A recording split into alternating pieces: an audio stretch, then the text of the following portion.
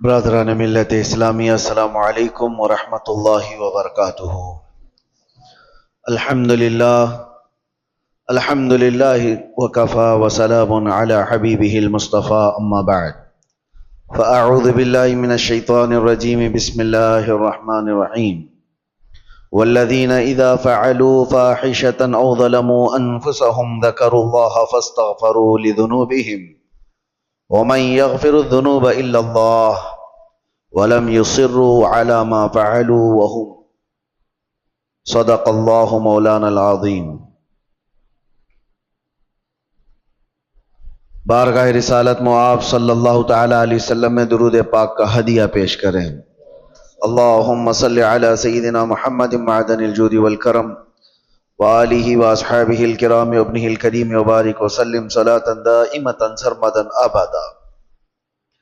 اللہ عز و جل قرآن پاک میں فرماتا ہے، اور وہ جنہوں نے بے حیائی کا کوئی کام کر دیا، برائی کر دی، گناہ کیا یا اپنی جانوں پر ظلم کیا، والذین اذا فعلوا فاحشة او ظلموا انفسهم، پھر اس کے بعد اس سے توبہ کرنا چاہا، اس سے باز آنا چاہا، تو اس کی دو چیزیں اللہ تعالیٰ بیان فرماتا ہے۔ پہلی چیز یہ ہے کہ جس چیز کو چھوڑا ہے اس پر دوبارہ نہ جائے۔ دوسری چیز یہ ہے کہ اللہ کا ذکر کر کے اس سے توبہ اور استغفار کی جائے۔ تو اللہ تعالیٰ فرماتا ہے، پھر کون ہے جو بڑے گناہوں کو بخشتا ہے سوائے اللہ کے؟ اللہ معاف کرنے والا ہے، اللہ رحم کرنے والا ہے۔ انسان سے بے حیائیاں اور فواحشات ہو جاتی ہیں، خطاؤں کا مرکب ہے، لیکن بسا اوقات ایسا ہوتا ہے کہ یہ برائیاں اتنی بڑھ جاتی ہیں کہ انسان پھر انسان نہیں رہ جاتا، یہ جانوروں سے زیادہ ذلیل ہو جاتا ہے۔ اس کے اندر ایسی گھناؤنی حرکتیں آنے لگ جاتی ہیں کہ اس کو انسانیت کی تمیز بھی باقی نہیں رہ جاتی۔ وہ وقت آنے سے پہلے اپنے آپ کو، اپنے گھروں کو ہمیشہ سنبھال رکھو۔ انسان حیوان کا حصہ ہے، لیکن کبھی اس کے اوپر حیوانیت ایسی غالب آ جاتی ہے کہ اللہ کی پناہ، وہ جانوروں میں بھی وہ کام نہیں ہوتے جو انسان کر جاتا ہے۔ اور وہ کب ہوتا ہے؟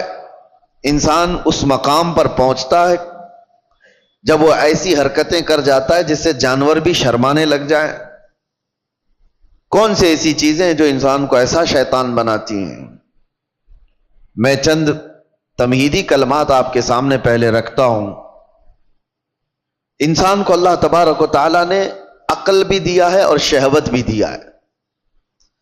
عقل یہ صرف انسان کے پاس اتنی بڑی دولت ہے کہ دوسرے تمام حیوانات میں یہ چیز نہیں ہے۔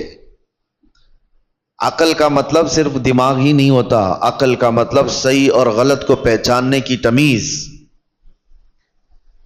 اور شہوت جس سے انسان کو برائیوں کی خواہشات ہوتی ہیں۔ جانوروں میں شہوت رکھی گئی ہے، عقل نہیں، اور فرشتوں میں عقل ہے، شہوت نہیں، اور انسان میں دونوں چیزیں ہیں، عقل بھی ہے، شہوت بھی ہے۔ اسی لیے فرمایا گیا کہ کوئی انسان اپنی شہوت ہوتے ہوئے بھی، شہوت اس کے پاس ہے پھر بھی بچ رہا ہے، تو وہ فرشتوں سے افضل انسان ہے۔ اس لیے کہ فرشتے گناہوں سے اس لیے بچے ہیں کہ ان کو شہوت ہی نہیں، گناہ کرنے کی سوچ ہی ان کے پاس نہیں۔ اور انسان اگر اپنے آپ کو بچاتا ہے تو فرشتوں سے افضل ہے۔ لیکن ساتھ میں یہ بھی بتایا گیا کہ عقل ہونے کے باوجود انسان برائیوں سے نہیں بچتا تو پھر وہ غلیظ جانوروں سے بھی زیادہ بدتر ہے۔ جانور اس لیے نہیں بچ پاتا کہ اسے صحیح اور غلط کی تمیز نہیں ہے۔ جانور بڑے تھوڑے سے ہو جائیں تو ان میں ماں باپ کا رشتہ نہیں ہوتا، بھائی بہن کا رشتہ نہیں ہوتا۔ بچے بڑے ہو جانے کے بعد وہ ماں سے، بہنوں سے ایسا کوئی رشتہ نہیں ہے جس کے ہاں حدود ہیں۔ اس لیے جانوروں کے ہاں وہ کوئی بات ہی نہیں رہ جاتی۔ لیکن انسان کو اللہ تعالیٰ نے عقل دیا ہے تمیز دیا ہے اور حدود بیان کیا ہے. اگر وہ عقل کا استعمال نہ کرتے ہوئے ان بے حیائیوں میں اپنے آپ کو مبتلا کرتا ہے تو وہ جانور سے زیادہ ذلیل ہے. اب ہمیں خود کو معلوم کر لینا چاہیے کہ ہم کون سی کیٹیگری میں آتے ہیں. شہوت کے غلام ہیں یا پھر عقل کا استعمال کر کے گناہوں سے بچنے والے لوگ. مجھے بڑی تکلیف ہو رہی ہے. میں تو سفر میں تھا, آج اتفاقاً آپ کے ہاں حاضر آ گیا, لیکن کیا یہ ہاشمی مسجد کے جمعہ کا منظر ہے جو 1:30 بجے 2 صف بھی نہ ہوتی ہو؟ کیا یہ وہی مسجد ہے جہاں پر 12:30 بجے قدم رکھنے کی جگہ نہ ہوتی ہو؟ کیا ہو گیا ہے لوگوں کو؟ کس وجہ سے مسجدوں سے دوری؟ صرف یہ ایک مسجد میرے سامنے ہے, باقی کے حالات اور بھی گرے ہوئے ہیں. خصوصاً ہمارے شہر کے متعلق جب میرے پاس باتیں آئیں تو دل دکھتا ہے. نوجوانوں کی ایک بہت بڑی جماعت آج ایسی عیاشیوں میں مبتلا ہے. اللہ کی پناہ, اللہ کی پناہ. میں نے وہ چیزیں باہر پوش علاقوں میں نہیں سنا تھا جو یہاں سننے کو مل رہی ہیں. کیا مسلمانوں میں ایسا کوئی مقدمہ ہو سکتا ہے کہ بھائیوں نے مل کر کے اپنی بہن سے زنا کیا ہو؟ یہ معاملات یہاں پر موجود ہیں, پائے جا رہے ہیں. کلیجہ منہ کو آتا ہے بیان کرنے میں. کون سی قوم میں آ گئے؟ کیا یہ رسول اللہ صلی اللہ تعالی علیہ وسلم کی وہ امت ہے جس کو قرآن نے خیر امت کہا تھا؟ کیا وہ نوجوان ہیں؟ ہمارے جو علاقے یہاں پر میجورٹی کے ہیں, پولیس کے ڈپارٹمنٹ کے اور دوسری جگہوں پر وہ مذاق کی جگہ بنے ہوئے ہیں. اگر ان علاقوں کا نام لے لو تو لوگ شرماتے ہیں. میرے عزیزو, یہ کس کی ذمہ داری تھی ان بے حیائیوں سے روکنے کی, ان فواہشات سے اپنے نوجوانوں کو روکنے کی؟ حیرت ہوتی ہے کہ 2-4 حاجی صاحب ہمارے سامنے بیٹھ کر کے واقعات بیان کر رہے ہیں. اس محلے میں ایسا چل رہا ہے, اس محلے میں ایسا چل رہا ہے. دل پر چھریاں چلتی ہیں اور افسوس آپ کے اوپر ہوتا ہے. آپ ان سب کو تماشا سمجھ کر کے بیان کر رہے ہو. امت لٹ رہی ہے اور آپ کہانیاں بیان کر رہے ہو. تمہارے گھر سے تمہاری بیٹی اور تمہارے بیٹے کے ساتھ یہ تمام حرکتیں ہوتی ہوں تو کیا محلے میں اسی طرح چرچے کرتے ہوئے بیان کرو گے؟ ذمہ داری کس کی تھی یہ؟ اور میں اکثر یہاں پر کہا کرتا تھا جب یہاں موجود تھا کہ ایک بہت بڑی نعمت ہے ہمارے ان علاقوں میں کہ آج بھی ہماری مسجدوں میں یہ جماعت کا جو سسٹم ہے, متولی ہونا, اراکین ہونا, جماعت کا ان کا جو ہولڈ ہے وہ دوسرے علاقوں میں آپ کو نہیں ملے گا. آپ جاؤ شمال ہند میں, دوسرے علاقوں میں, کوئی ایسی مضبوطی نہیں نظر آتی ہے کہ مسجد کی کوئی کمیٹی پورے محلے کو سنبھال سکتی ہو, ان کے مسائل کا حل کرتی ہو. یہ سب سسٹم دوسری جگہ نہیں ہے, یہ تمہارے پاس موجود ہے. لیکن یہ جماعتوں کے اراکین جو بھی مسجدوں کے بن گئے, انہوں نے اپنی ذمہ داریاں فراموش کر دی. اب ان کو لگتا ہے کہ صرف اور صرف کمیٹی بنانا ہے, مسجد دیکھنا ہے. محلے سے ان کی بھی نظریں ختم ہو گئی. ہم دیکھ رہے ہیں کئی محلے ایسے جن میں نوجوان, پہلے کیا کسی کی ہمت ہوتی تھی کہ جماعت والوں کے سامنے کوئی بچے آ کر کے ایسی حرکتیں کریں یا ان کے سامنے بے حیائی کریں؟ ہوتا یہ تھا, ڈر تھا محلے والوں کو کہ ہمارے نکاح منگنی ولیمے بھی ہونے ہیں, کبھی جماعت سے بائیکاٹ نہ ہو جائے. ڈر لگتا تھا لوگوں کو محلوں میں کہ کسی کے گھر پر نظر نہ ڈالی جائے ورنہ جماعت میں فیصلہ چلا جائے گا تو بے عزتی ہو جائے گی. اور آج یہ پوزیشن آ گئی کہ جماعت کو کوئی گنتا نہیں. تم اگر اپنا وقار کھوتے چلے جاؤ گے تو میرے عزیزو آنے والی نسلوں کے لیے بہت بڑا خطرہ ہے, بہت بڑا چیلنج ہے. میں دیکھ رہا ہوں ان چھوٹے بچوں کو ہمارے, اب میں ہر ایک کا نام لے کر کے ذکر کروں تو ظاہر سی بات ہے دنیا بھر میں باتیں وائرل ہوتی ہیں, لیکن سمجھنے والے سمجھ سکتے ہیں. اسکول کے 4 کلاس کے بچے کو, 4 کلاس کا بچہ مشکل سے میرے خیال سے 9 سال کی عمر کا ہوتا ہوگا, اس کے دادا میرے پاس لے کر کے آئے اور کہتے ہیں کہ یہ نشہ کرتا ہے. میں کہا کون سا نشہ کرتا ہے یہ؟ کون سا نشہ؟ نشہ تو لوگ بیڑی سگریٹ गुटखा को भी समझ जाते हैं, बोलते हैं। बहुत सारे लोगों को ऐसा लगता है, उसको भी नशा समझते हैं, और बड़े जो पुराने होते थे उससे भी बचते थे। तो उनके दादा ने, बच्चे का जो दादा है, पोते को जो लेकर के आया, कान पकड़ करके कहता है कि हजरत मुझे तो पता नहीं ये कौन सी चीज है, लेकिन सुना है कि ये चरस है, गांजा है, अफयून है, ये तमाम चीजें। हैरत हुई। 9 साल का बच्चा से पूछा कहां से तुम्हारे पास ये सब चीजें आई? कहा स्कूल में तो मिल जाती हैं, बाहर से कोई भैया आते हैं और दे भी देते हैं। मेरे अजीजों, जिम्मेदारी का एहसास करो। ये वो बच्चे हैं जो उम्मत का मुस्तकबिल हैं। दर्द होता है इन नौजवानों को देख करके, मेरे मुस्तफा करीम सल्लल्लाहु ताला अलैहि वसल्लम की ये भोली उम्मत, जिसके लिए मेरे आका रात रात भर खड़े होकर के रोया करते थे, आज वो उम्मत का यह हाल है कि अपने नबी रहमत सल्लल्लाहु ताला अलैहि वसल्लम की तालीमात को पीठ पीछे डाल चुकी। हालात ऐसे कि नौजवान आज यही सोच करके बैठ गए, जैसी इनकी उम्र 16 साल के ऊपर होने लगी, सबसे पहला इनका काम है कि कोई लड़की को फांस लिया जाए, उससे मुआशका करें, इश्क की दास्तानें लिखी जाएंगी। यही सारी जिंदगी के मकसद हैं तुम्हारे। 16 साल तो मैं बहुत दूर की बात कर रहा हूं, अब तो स्कूल के छोटे से बच्चे ये तमाम फंडे हल करके बता देते हैं। फेसबुक, इंस्टा, ये तमाम चीजें छोटे छोटे बच्चों के हाथों में मौजूद है, और वो पुराने जमाने के बूढ़ों से ज्यादा जानते हैं। बेहयाइयों का दौर आ गया।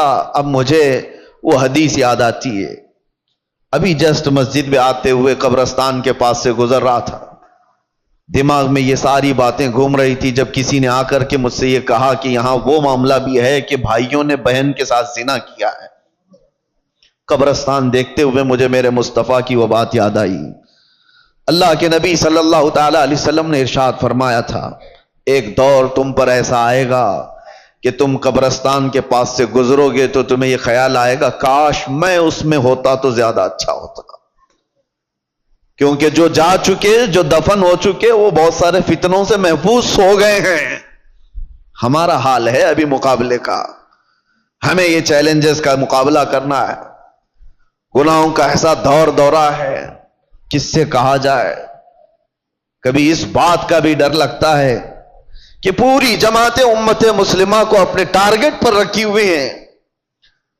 तुम्हें क्या नहीं पता, आज नहीं देखते हो कि उस सुबह से शाम तक सोशल मीडिया भरा हुआ दिखता है, इस्लाम को गालियां देने वालों की एक अंबार है। नबी पाक सल्लल्लाहु ताला अलैहि वसल्लम पर निशाने नहीं बनाए जाते। आज टीवी खोलो, किसी चैनल को देखो तो इस्लाम का मजाक उड़ाने वाले कुत्ते बैठे हुए होते हैं, भौंक रहे होते हैं। कुरान की आयतों पर डिस्कशन चल रहा है, अजान को लेकर मसाइल उठाए जा रहे हैं, कलमे पर बात आ गई, तुम्हें सब पता है। और इन हालात में जब घर को आग लगी हुई है, नौजवान बच्चे अय्याशियों में मुब्तला है, ये लड़कियों को फंसाने में मुब्तला है, फेसबुक चैट करते हुए पूरी रातें गुजारने में मसरूफ हैं। और इन हालात का कौन जिम्मेदार है? मेरे अजीजों, सिर्फ हमारी तकरीरें नहीं, उम्मत का अपना अपना हिस्सा उसे अदा करना होगा। जो जिस चीज का जिम्मेदार है वो जिम्मेदारी नहीं अदा करेगा तो कयामत के दिन सवाल होगा, कुल्लुकुम राइन व कुल्लुकुम मसऊलुन अन रिअयतिही। मेरे आका ने फरमाया, तुम में से हर एक निगहबान है अपने नीचे वालों का। कयामत के दिन तुमसे सवाल होगा, तुम्हारे नीचे वाले बिगड़े क्यों थे? तुमसे जो मातेहत थे वो बिगड़े क्यों थे? बाप से उसके औलाद के बारे में पूछा जाएगा, उस्ताद से उसके शागिर्दों के बारे में पूछा जाएगा, मोहल्ले के बड़े जिम्मेदार से उसके मोहल्ले वालों के बारे में पूछा जाएगा, तुम्हारे ये आसपास रहने वाले बिगड़े क्यों थे? यहां जिम्मेदारी का एहसास करो। अब तो यह भी डर लगने लगा, पहले का वो सुनहरा माहौल था, हम किसी मोहल्ले से गुजरते थे तो इस्लाह करने वालों की एक बड़ी जमात नजर आती थी, नमाज जाने वालों की एक बड़ी जमात नजर आती थी, टोपियों वाले, नए नए नौजवान दाढ़ियों वाले भी नजर आते थे। आज खाल खाल है। हो सकता है मेरी ये बातें कुछ को लोगों को बुरी लग रही होंगी। तबलीग करने वाले बहुत सारे मुबल्लिगीन भी बनते थे, اپنوں میں سے ہی تو بنتے تھے مبلغین، وہ کہاں چلے گئے؟ انہوں نے بھی اپنا سیف زون بنا لیا کہ ہم اپنے حلقے میں رہیں گے، باقی دنیا جائے بھاڑ میں، مر رہی ہے قوم تو جائے، اس کو کون دیکھے۔ وہ اصلاح کا شعبہ بھی چھوڑ دیا گیا ہے، اور اب تو اصلاح کرنے والے ہمارے محلے سے بھی نہیں گزر رہے ہیں۔ اب سنو حدیث، میرے آقا صلی اللہ علیہ وسلم نے فرمایا تھا، اسی زمانے کے لیے شاید، حضور فرماتے ہیں ایک وقت ایسا بھی آئے گا کہ جو اصلاح کی بات کرے گا، جو ایمان کی بات کرے گا، لوگ اس کو اتنی تعجب سے دیکھیں گے جیسے چور کو دیکھا جاتا ہے۔ داڑھی والے کو، ٹوپی والے کو، اصلاح کی بات کرنے والے کو، حضور فرماتے ہیں جیسے زنا کرنے والے کو عیب سے لوگ دیکھتے ہوں گے، تانا دیں گے، اسی طرح سے ایک وقت ایسا آئے گا کہ مومن کو تانا دیا جائے گا، یہ دیکھو یہ مسلمان ہے، یہ دیکھو یہ ٹوپی والا ہے، یہ داڑھی والا ہے۔ وہ دور آئے گا، بلکہ میں سمجھتا ہوں اس دور میں ہم جی رہے ہیں۔ لوگ آج کیوں اپنے آپ کو ماڈرن اور اپنے آپ کو سیکولر بننے کی کوشش کر رہے ہیں؟ کیوں؟ اس لیے کہ وہ ان تانوں سے گھبرا رہے ہیں، ڈر رہے ہیں۔ میں محلے میں کھڑے ہو کر کے اگر کسی کی اصلاح کی بات کروں گا تو لوگ میرا پچھلا نکال دیں گے، مجھے بھی بولیں گے جمعہ 8 دن ہو گئے ابھی حج کو چلا تو۔ یہ سارے تانے تو سننے پڑیں گے میرے عزیزوں۔ کیا وہ صحابہ کرام رضوان اللہ تعالی علیہ مجمعین نے اتنے بڑے مشن کو نہیں اٹھایا تھا جن کے پرانے حالات یہ تھے؟ حضرت انس رضی اللہ تعالیٰ عنہ فرماتے ہیں مجھے جب یہ حدیث پڑھتا ہوں تو رونگٹے کھڑے ہو جاتے ہیں۔ عشق اور محبت کہتے کسے ہیں؟ حضرت انس کہتے ہیں شراب ابھی حرام نہیں ہوئی تھی، مدینے میں لوگ شراب پیتے تھے، سب دھیرے دھیرے شراب حرام کی گئی ہے۔ ایک وقت ایسا آیا تھا کہ شام کا وقت تھا، قہبہ خانے جہاں پر شراب بکتی تھی لوگ آ کر کے بیٹھ کر کے پیتے تھے جیسے ہوٹل ہوتے ہیں۔ حضرت انس کہتے ہیں میں شراب لوگوں کو پیالوں میں بھر کر دیا کرتا تھا۔ اچانک مدینے کی گلیوں میں آواز آئی، کوئی ڈنڈورچی اعلان کر رہا تھا یا ایھا المسلمون قال رسول اللہ صلی اللہ علیہ وسلم حرمت الخمر، اے مسلمانوں اللہ کے نبی نے فرمایا شراب حرام ہو گئی۔ اعلان کانوں میں سنا، حضرت انس کہتے ہیں میرے ہاتھ سے پیالی گر گئی۔ 50 سال 60 سال پرانی شراب وہ لوگ جمع کر کے رکھتے تھے، ایسے نہیں نئی شراب، 50 سال پرانی مٹکوں میں جمع کی ہوئی شراب ہوتی تھی ان کی پینے والی، اس پہ فخر کرتے تھے۔ حضرت انس کہتے ہیں میں نے تو پیالی چھوٹ گئی، لوگ جو بیٹھے ہوئے تھے کوئی اپنے منہ سے لبوں تک لگایا ہوا تھا وہیں سے اس نے پٹک دیا، آواز آئی وہیں سے پھینک دیا کہ اللہ کے نبی نے فرمایا حرام ہو گئی، پٹک دیا۔ میں سوچتا ہوں کبھی پڑھتا ہوں تو رونگٹے کھڑے ہوتے ہیں، کیا صحابہ میں یہ فرما برداری کا جذبہ تھا؟ ان کے کانوں میں صرف بات پڑی، وہ بھی ڈائریکٹ رسول اللہ کی نہیں، کوئی اعلان کرنے والا بیان کر رہا ہے۔ وہ یہ سوچ تو سکتے تھے کہ ابھی قانون آیا ہے، امپلیمنٹ ہونے میں ٹائم لگ سکتا ہے، آج کا تو پی لیں، کل جا کر کے حضور سے بات کر لیں گے کہ صحیح میں حرام ہوئی یا نہیں، کنفرمیشن کے بعد چھوڑ دیں گے۔ نہیں، صرف کسی ایک مسلمان کی آواز آئی کہ اللہ کے نبی نے فرمایا، وہ صحابہ نے توڑ دیا مٹکے، 50 سال پرانے۔ حضرت انس کہتے رات ہوتے ہوتے مدینے کی ساری نالیاں شراب سے بہ رہی تھی، جن کے ہاں جو جمع رکھا تھا سب اٹھا کر کے پھینک دیا۔ یہ امت تھی میرے مصطفیٰ کی، یہ وہ صحابہ کی فرمانبرداری تھی۔ اس کو کہتے ہیں عشق، اس کو کہتے ہیں محبت۔ کانوں میں بات پڑ جائے اپنے آقا کی تو چھوڑ دے بندہ اس چیز کو۔ کیا آپ تب کو یہ نہیں پتا ہے کہ گناہوں کے اڈوں پر جانے کی اجازت اسلام نہیں دیتا؟ میرے آقا صلی اللہ تعالی علیہ وسلم نے شراب حرام کی ہے، نشہ حرام ہے، تو وہ نوجوان کیسے آج نشہ کو چھوتا ہے، اپنے نبی سے محبت کی دعوے کرتا ہے؟ محبت ہے ہی نہیں، عشق کی بات ہی نہیں۔ رائی کے دانے کے برابر بھی اگر دلوں کے اندر ایمان ہو، میرے آقا سے محبت ہو تو آ جاؤ، باز آ جاؤ میرے عزیز ہو۔ اے نوجوانوں، وقت بہت تیزی سے ڈھل رہا ہے، آپ کو پتہ بھی نہیں۔ آج میں اس مقام پر آپ کے سامنے کھڑا ہوں، آپ کو اندازہ ہے مجھے تو کچھ نیا نہیں لگتا، لیکن 10 سال کے بعد ہم یہاں کھڑے ہیں، 10 سال گزر چکے۔ میں پیچھے پلٹ کر کے دیکھتا ہوں تو سوچتا ہوں کیا ایک عشرہ ایک دہائی گزر گئی ہماری زندگی کی، 10 سال کے بعد اس مسئلے پہ پھر آئے. یہ 10 سال کا عرصہ اتنی تیزی سے گزر رہا ہے، تو یاد رکھو موت بہت تیزی سے تمہارے قریب آ رہی ہے، بہت تیزی سے.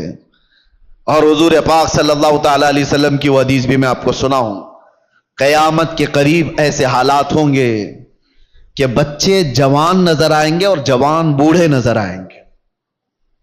کیا آج نہیں معلوم آپ کو؟ بچوں کے اندر جو حرکتیں ہیں وہ جوانوں سے کی جیسی ہیں. 6 سال کے 7 سال کے بچے بالغ لوگوں کی باتیں کرتے ہیں، جوانی ابھی سے آئی ہوئی لگتی ہے. اور جوانوں کو دیکھو یہ سب ٹوٹے بکھرے ہوئے، ارے 20 سال 22 سال کی عمر میں سفید بال، اور یہ بوڑھے لگنے لگ گئے. ان کی زندگیاں 30 سال کو جاتے جاتے ریٹائرڈ ہو گئیں، گھروں کے حالات خراب ہو گئے. کتنے ایسے ہیں. ارے جوانی کس کو کہا جاتا تھا پتہ ہے؟ 40 سال کے بعد جوانی شروع ہوتی، جس کو مضبوط جوانی کہا جاتا. آج 40 سال میں بوڑھا ہے آدمی، بوڑھا ہے. قیامت کے اتنے قریب ہم آ چکے. میرے آقا نے فرمایا تھا ایک دور آئے گا کہ جب بچے جوان نظر آئیں گے اور جوان بوڑھے لگنے لگیں گے.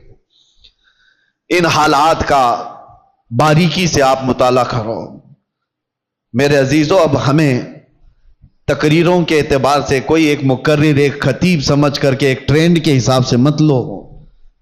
میرے پاس اب وہ فن بھی نہیں ہے، نہ میں اپنے الفاظ سے چمکا کر کے کسی کے اوپر دباؤ ڈالنے کے لیے تقریریں کرتا ہوں. نہیں، ایک درد نکلتا ہے آج امت کے لیے خاص طور پر. بہت جلدی وہ دن بھی آ جائے گا، شاید اعلان ہو جائے کہ ہم بھی مر گئے، دنیا سے نکل گئے. جتنے دن ہمارے باقی رہ گئے، کبھی یہ خیال آتا ہے کہ بارگاہ مصطفیٰ صلی اللہ علیہ وسلم میں جانا تو طے ہے، مرنے کے بعد قبر میں منہ دکھانا تو طے ہے. اگر وہ نبی پاک صلی اللہ تعالی علیہ وسلم ہم سے پوچھیں کیا تو اس جگہ سے آ رہا ہے جہاں سے صبح سے شام تک مجھ کو گالیاں دی جاتی تھی؟ کیا تو اسی محلے سے آ رہا ہے جہاں لوگ ماں اور بیٹیوں کی عزت بھول چکے تھے؟ زنا اتنا عام ہو چکا تھا کہ جانور بھی اس طرح کا جوڑا نہیں کھاتے. گھر گھر آج محفوظ نہیں ہے. لوگ بیٹھ رہے ہیں آج ہمارے پاس آ کر کے حیرت ہوتی ہے کہ زنا کے معاملات کو حل کرنے کے لیے بیٹھتے ہیں تو رونگٹے کھڑے ہوتے ہیں، کلیجہ منہ کو آتا ہے. باپ بیٹی کو لے کر بیٹھا ہے، دوسرا باپ بیٹے کو لے کر کے بیٹھا ہے. کن معاملات پر آپ بات کر رہے ہو؟ ایک بار میرے آقا صلی اللہ علیہ وسلم کے پاس ایک صحابی آئے تھے، ماعز اسلمی. کہا آقا مجھ سے خطا ہو گئی ہے، مجھ سے غلطی ہو گئی ہے. حضور نے پوچھا ہوا کیا ہے؟ کہا بتا نہیں سکتا، بہت تکلیف کی بات ہے. حضور نے فرمایا بتاؤ تو تمہارا علاج کیا جا سکے. انہوں نے کہا زنا ہو گیا ہے، مجھ سے زنا ہوا. حضور نے اپنا چہرہ پھیر لیا، چہرہ سرخ تھا میرے آقا کا، لال ہو گیا. کہا جاؤ تم. وہ صحابی دھاڑے مار کر کے رونے لگ گئے. تجھ سے جو منہ چھپاؤں تو کروں کس کے سامنے؟ میں جاؤں تو پھر کہاں جاؤں؟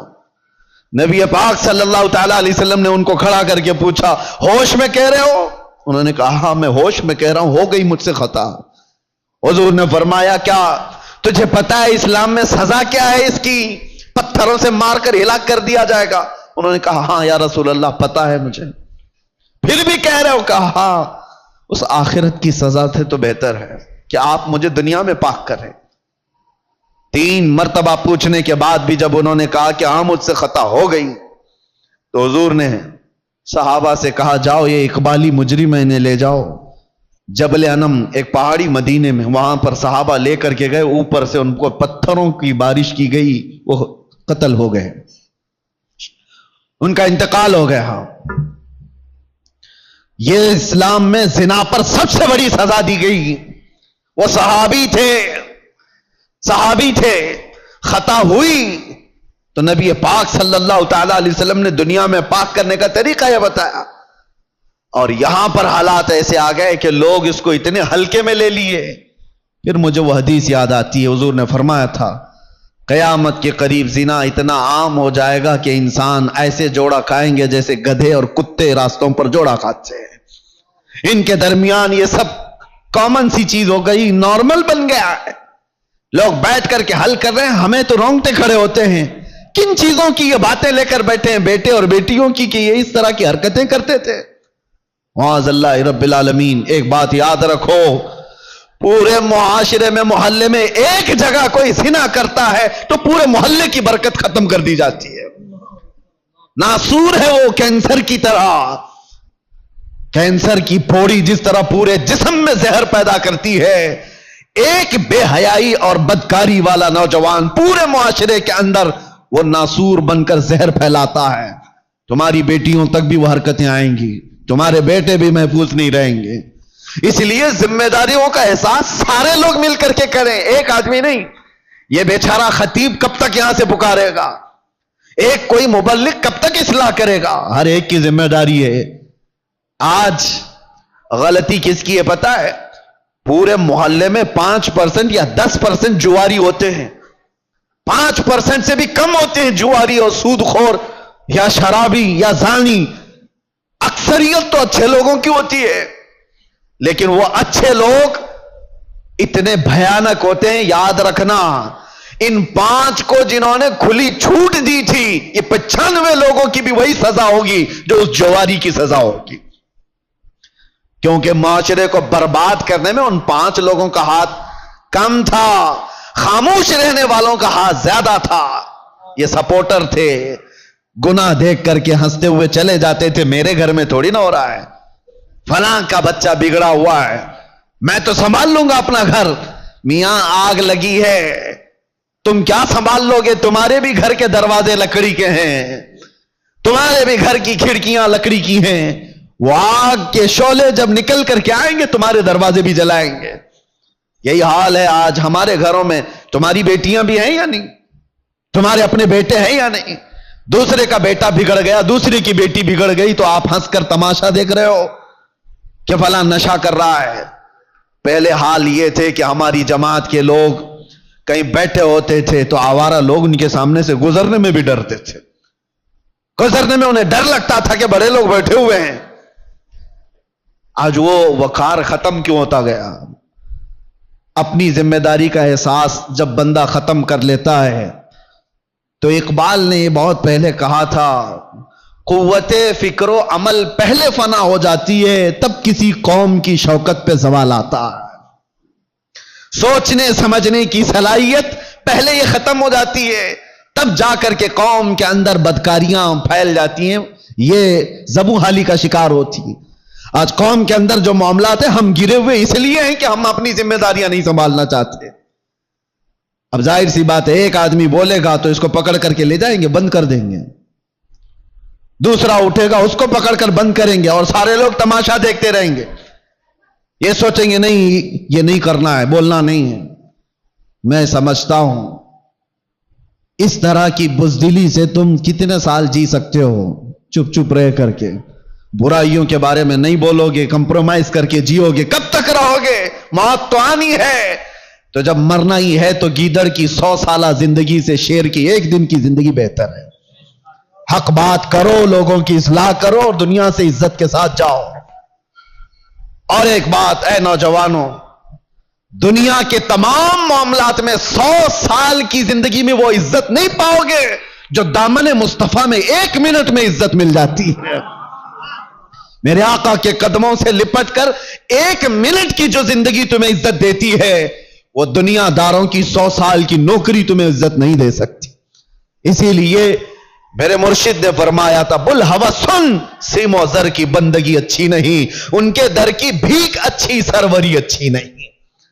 آؤ اصلاح کے لیے اپنے ان معاشروں میں اصلاح کا کام تیزی سے شروع کر دو. اگر آج تھوڑی سی تمہاری حرکت باقی رہے گی تو امید ہے کہ ہماری جو نئی نسلیں ہیں وہ اس بات پر تو باقی رہے. میں سعودی عرب میں دیکھ کر کے آیا ہوں جنہوں نے اپنے بچوں کو آسٹریلیا امریکہ میں پڑھانے کے لیے بھیجا تھا. آج وہ بچے پلٹ کر کے آئے ہیں اور وہ پوچھتے ہیں ہو از دا محمد؟ محمد کس کا نام ہے؟ یہ ریئل بات میں آپ کو بتا رہا ہوں. ارے جہاں اسلام کا مرکز رہا، جہاں سے اسلام پھیلا پھولا، ان کے بچے آج غیروں کی گود میں ڈالے جانے کے بعد آ کر اپنے نبی کو پہچان نہیں پا رہے ہیں. تم نے بھی کیا سوچا ہمارے بچوں کو سوشل میڈیا پر چھوڑ دیں گے، یہ سارا کچھ موبائل سے، گوگل سے، انٹرنیٹ سے سیکھتے رہیں گے؟ کل کو یہی بچے کھڑے ہوں گے جو اپنے نبی کو نہیں پہچانتے، وہ اپنے باپ کو قیامت میں کیا پہچانیں گے؟ اور تمہارے مرنے کے بعد کیا ایصال ثواب کر سکیں گے؟ ادھر تمہارا جنازہ لا کر کے رکھا گیا ہوگا، تمہارا بیٹا باہر کھڑے ہو کر کے انتظار کر رہا ہوگا، نماز ہو جائے گی تو اٹھاؤں اور ڈا کر کے دفن کر کے آؤں، اسے توفیق بھی نہیں ہوگی کہ وہ تمہارے لیے جنازے کی نماز پڑھ سکے۔ کیوں ایسے معاشرے میں جینے کی ضرورت ہے؟ ہمیں جو رسول اللہ صلی اللہ علیہ وسلم نے معاشرہ عطا کیا، اس معاشرے میں امن بھی ہے، عزت بھی ہے، وقار بھی ہے۔ آؤ واپس سے پھر اس ماحول کو بنانے میں آپ سب سترک ہو جاؤ، متحرک ہو جاؤ۔ ہر محلے کے نوجوانوں سے میں گزارش کروں گا، تم 5 ہی صحیح 10 ہی صحیح کھڑے ہو جاؤ ذمہ داری لے کر کے کہ ہم اپنے محلے میں بے حیائیاں نہیں ہونے دیں گے۔ انقلاب آئے گا میرے عزیزو۔ تم یہ مت سوچنا کہ ہم 5 اور 10 لوگوں سے کیا ہوگا، تم اپنی طاقت پر کبھی مت جانا، اس لیے کہ وہ رب العالمین ارحم الراحمین، اس کی طاقت کا تمہیں اندازہ بھی نہیں ہے، اس کی طاقت کا اندازہ نہیں ہے۔ آج سے 5 سال پہلے ہبلی کی ایک مسجد سے 50 لوگوں کے بیچ میں نے ایک پاکھنڈی کو اعلان کیا تھا، آپ کو پتا ہوگا۔ ہم نے یہاں سے موبائلے کا چیلنج کیا کیا تھا؟ یہ رب العالمین کا کرم ہے کہ پوری دنیا کے خطے خطے میں وہ آواز پہنچائے گی، جس کو پہنچنا تھا اس کو بھی پہنچی۔ تو کبھی یہ مت سوچنا کہ میرے ایک کے چاہنے سے کیا ہوگا، بہت کچھ ہوتا ہے۔ آواز اٹھا کر کے تو دیکھو، اصلاح کے لیے کھڑے ہو کر کے تو دیکھو۔ بازو ہمارے کمزور ہیں، رب العالمین کی طاقت کمزور نہیں ہے۔ تم اگر کھڑے ہو گئے اصلاح کے لیے تو اللہ تعالیٰ غیب سے اسباب پیدا فرمائے گا۔ ایک نہیں مانے گا، 2 نہیں مانیں گے، ہو سکتا ہے کوئی تو جیالا ہوگا جو تمہاری دعوت پر لبیک کہے گا۔ تم اپنے گھر کی دعوت تھوڑی نہ دے رہے ہو۔ اگر 5 نوجوان کھڑے ہو گئے ہر محلے سے اور وہ دوسرے بچوں کی اصلاح کے لیے کوشش کرتے رہے، خدارا کبھی یہ مت کہنا کہ ہماری ٹیم میں آ جاؤ، ہماری ٹیم میں آ جاؤ، ہماری تنظیم میں آ جاؤ۔ ایک بات میں بتاتا ہوں، اس امت کی ایک رگ کو میں جانتا ہوں، یہ جتنی بھی بگڑی ہوئی ہو، باپ کا واسطہ، ماں کا واسطہ، استاد کا واسطہ، پیر کا واسطہ، ہو سکتا ہے ناکام ہو جائے۔ بگڑے ہوئے نوجوان کو ایک بار آمینہ کے لال کا واسطہ دے کر کے دیکھو، ایک بار میرے مصطفیٰ کے نام کا واسطہ دے کر کے دیکھو، اللہ تبارک و تعالیٰ اس کے ذہن و دماغ میں محبت پیدا کر ہی دے گا۔ یہ بگڑا ہوا ہے لیکن آج بھی اپنے نبی سے محبت رکھتا ہے، اور اسی محبت کا واسطہ دے کر کے اصلاح کا کام کرو۔ ورنہ آج جو میں سن کر کے آیا ہوں، کھڑے ہونے کی ہمت بھی نہیں تھی، اتنی دیر میں بول لیا، کھڑے ہونے کی ہمت نہیں تھی۔ بتاؤ میرے عزیزو، جس کے علاقے میں آ کر کے اس کو یہ خبر دے دی جائے کہ آپ کے علاقے میں بھائی بہن سے زنا کر رہا ہے، اسے بولنے کی کیا جرأت ہوگی، اسے کھڑے ہونے کی کیا طاقت ہوگی؟ دل دکھتا ہے۔ امت مصطفیٰ صلی اللہ تعالی علیہ وسلم اس پوزیشن پر آ گئی کہ ہم غیروں میں بھی یہ بات نہیں سن پاتے، غیروں میں یہ بات نہیں سن پاتے۔ مسلمانوں کے گھروں میں یہ چیز ہو سکتی ہے۔ اس لیے آج میرا یہ پیغام ہے، اگر سارے لوگ ذمہ داریوں کا احساس نہ کریں گے تو کل کو پکڑ ہماری بھی اور تمہاری بھی ہوگی۔ جماعت کے اراکین، اپنی ذمہ داریوں سے بھاگو مت۔ اللہ نے تمہیں کسی خاص مقصد کے لیے اس مسجد کی خدمت عطا کی ہے، ہر مسجد کے لیے کہہ رہا ہوں، اسی مسجد کی بات نہیں۔ تم اپنا کھویا ہوا وقار اٹھاؤ، سنبھالو۔ 2-4 لوگ تمہارے ان فیصلوں کے خلاف ہو جائیں گے، کوئی پرواہ نہ کرو۔ تم اگر اس زمام کو مضبوطی سے پکڑ لو گے کہ معاشرے میں ان بے حیائیوں اور گندگیوں کو ہم ہونے نہیں دیں گے، تو ہو سکتا ہے 2-4 لوگ مخالف ہوں گے، لیکن دیکھنا اللہ تعالیٰ تمہاری غیب سے مدد کے لیے فرشتوں کو اتارے گا کہ امت مصطفیٰ کی اصلاح کے لیے بیٹھا ہوا ہے۔ دنیا کوستی ہے تو کوسے، لیکن آپ اپنی ذمہ داری پوری کرو۔ کوئی بچہ بگڑتا ہے تو معاشرے کے ذمہ دار اراکین جماعت اس کا بہت باریکی سے جائزہ لے اور اس پر پکڑ بنا ہے، ورنہ ہاتھ سے نکل جانے کے بعد پھر اصلاح نہیں ہوتی۔ اللہ تبارک و تعالی ہم کو خیر امت میں جس طرح سے رکھا ہے، ہمیشہ خیر امت کے اس لقب کو سنبھالنے کی توفیق عطا فرمائے۔ رب تبارک و تعالی ہمارے اس بگڑے ہوئے معاشرے کو پھر سے اصلاح کی توفیق عطا فرمائے۔ یا رب العالمین، یا اکرم الاکرمین، تیرے دربار میں عاجزانہ فقیرانہ التجا ہے کہ مولا ہم ویسے ہی بغیر کسی قیادت کے بھٹکے ہوئے ہیں۔ اللہ ہم کسی کے ساتھ کوئی بغیر مرکزیت کے آوارہ ہے، اے اللہ تو بھی ہمیں تنہا نہ چھوڑ دے۔ تیرے نبی کا واسطہ مولا اس امت کو اس یتیمی کی حالت میں تنہا نہ چھوڑ، ہمارے معاشرے میں غیب سے اصلاح کرنے والوں کی جماعت پیدا فرما۔ اے اللہ علماء صالحین کو ہمارے درمیان پیدا فرما، ہماری قوم کو اور ہمارے بچوں کو تیرے حبیب پاک کا سچا شہدائی بنا دے۔ اے اللہ اے کریم خدا، جن بے حیائیوں اور برائیوں سے ہمارا کلیجہ منہ کو آتا ہے، ان بے حیائیوں اور برائیوں سے ہمارے گھروں کے دروازوں کی حفاظت فرما۔ یہ بے حیائی ہمارے گھر کے دروازوں پر دستک نہ دے، ہماری اولاد، ہماری بہنیں، ہماری مائیں، سب کی عزتوں کی حفاظت فرما۔ مولا آخری دم تک تیرے نبی پاک کے غلاموں میں ہمارا شمار فرما، اور مرے تو تیرے نبی کی محبت میں دنیا سے جائیں، خاتمہ بالخیر عطا فرما۔ وصلی اللہ تعالی علی خیر خلقی محمد وآلہ وصحبہ اجمعین، وآخر دعوانا الحمدللہ رب العالمین۔ السلام علیکم۔